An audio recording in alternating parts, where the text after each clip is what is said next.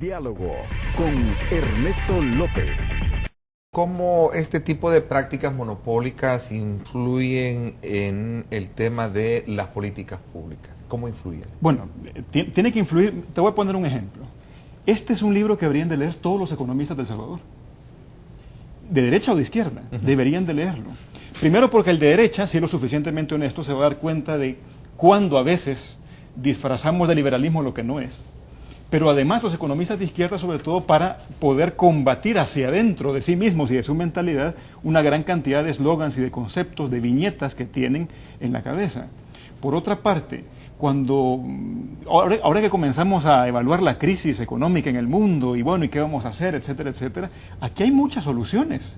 Si aprendemos a ver entre líneas lo que unas grandes lecciones que deja el libro, nos vamos a dar cuenta que la forma de fortalecer los mercados, las instituciones que velan por las regulaciones para la competencia, para la defensa del consumidor, etcétera, todo eso parte de una visión objetiva de lo que tenemos. La pregunta que yo te hacía, ¿cómo influye en aquellas políticas públicas? Es lo que yo te decía. Bueno, a la superintendencia le ha correspondido eliminar prácticas anticompetitivas, sancionando con fuertes multas a agentes económicos por conductas anticompetitivas.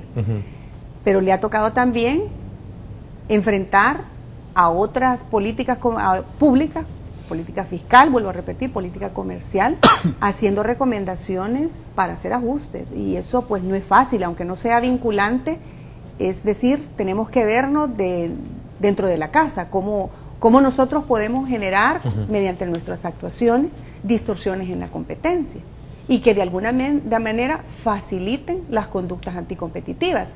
A veces hay matiz de ambas cosas, es decir, no solamente está la conducta anticompetitiva de dos agentes económicos o de un agente económico que está limitando, que está perjudicando al consumidor, sino que al hacer el análisis, porque nuestros análisis son técnicos y económicos, determinamos que existen ciertos elementos dentro de esa política capaces de generar distorsiones en la competencia y sugerimos su adecuación, si se quiere, su modificación y en algunos momentos hasta su eliminación. La aplicación de la LACAP, por ejemplo, y te lo digo yo además como compañero de gabinete de Celina, es decir, muchos de nosotros le llamamos a ella.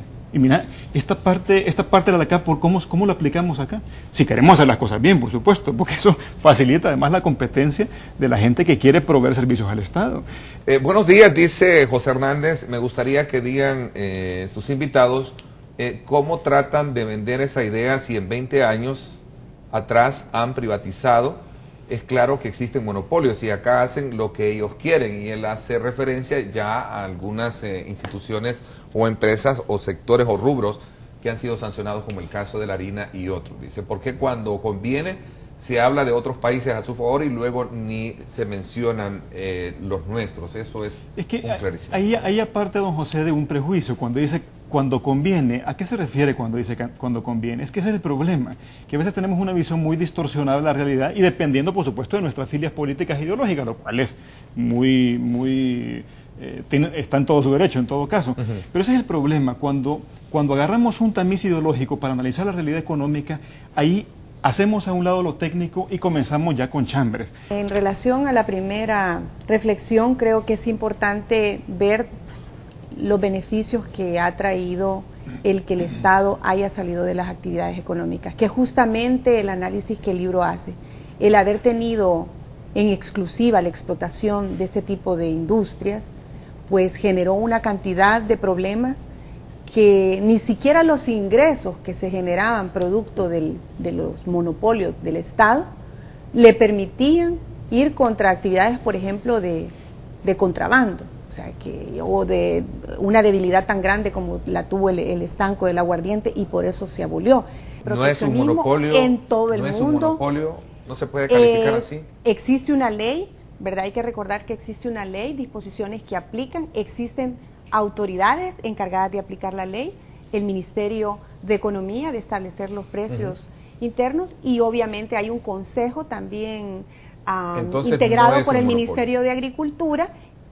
Pues tiene que hacer estudios que fundamenten el establecimiento o